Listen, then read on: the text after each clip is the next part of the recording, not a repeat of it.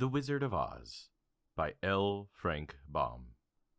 First published May 17th, 1900. Dorothy lived in the midst of a great Kansas prairie, with Uncle Henry, who was a farmer, and Aunt Em, who was the farmer's wife. Their house was small, for the lumber to build it had to be carried by wagon many miles.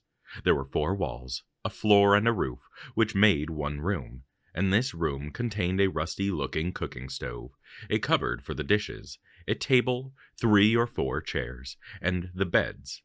Uncle Henry and Aunt Em had a big bed in one corner, and Dorothy a little bed in another.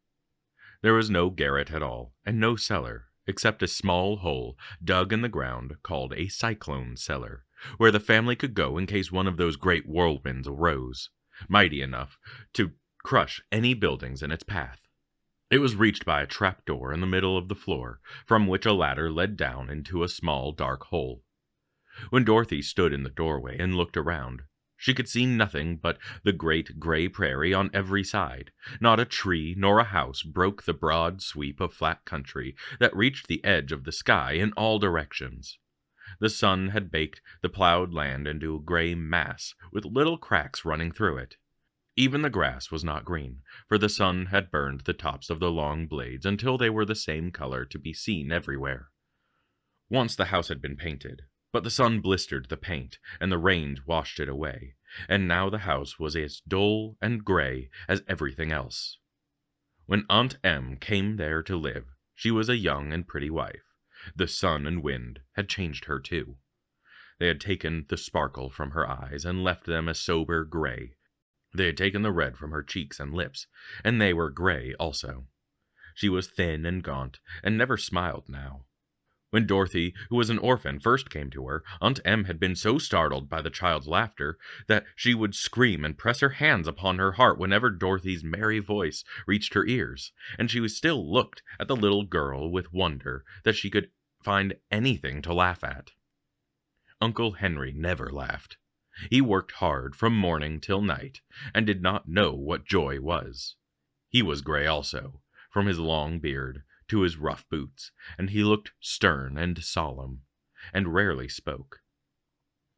It was Toto that made Dorothy laugh, and saved her from growing as gray as her other surroundings. Toto was not gray. He was a little black dog with long silky hair and small black eyes that twinkled merrily on either side of his funny wee nose. Toto played all day long, and Dorothy played with him and loved him dearly. Today, however, they were not playing. Uncle Henry sat upon the doorstep and looked anxiously at the sky, which was even grayer than usual. Dorothy stood in the doorway with Toto in her arms and looked at the sky too. Aunt Em was washing the dishes. From the far north they heard a low wail on the wind, and Uncle Henry and Dorothy could see where the long grass bowed in waves before the coming storm. There now came a sharp whistling from the air, from the south, and as they turned their eyes that way, they saw ripples in the grass coming from that direction also. Suddenly, Uncle Henry stood up.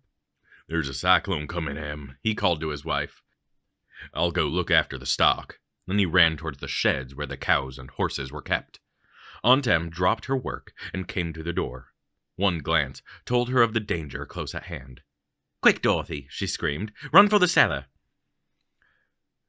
Toto jumped out of Dorothy's arms and hid under the bed, and the little girl started to get him.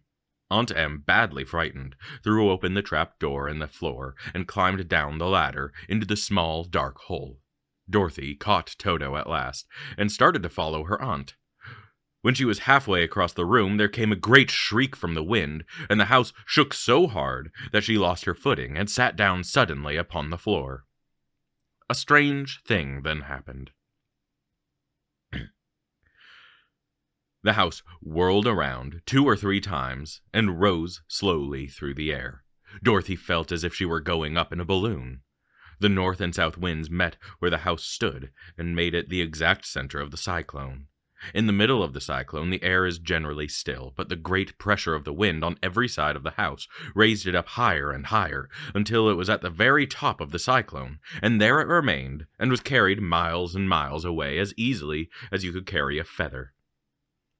It was very dark, and the wind howled horribly around her, but Dorothy found she was riding quite easily. After the first few whirls around, and one other time when the house tipped badly, she felt as if she were being rocked gently, like a baby in a cradle.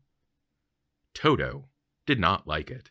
He ran about the room, now here, now there, barking loudly, but Dorothy sat quite still upon the floor and waited to see what would happen. Once Toto got too near the open trapdoor and fell in. At first, the little girl thought she had lost him. But soon she saw one of his ears sticking up through the hole, for the strong pressure of the air was keeping him up so that he could not fall.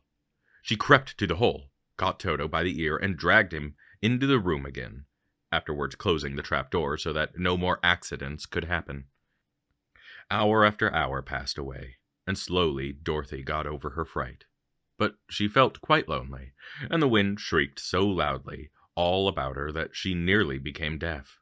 At first, she wondered if she would be dashed to pieces when the house fell again.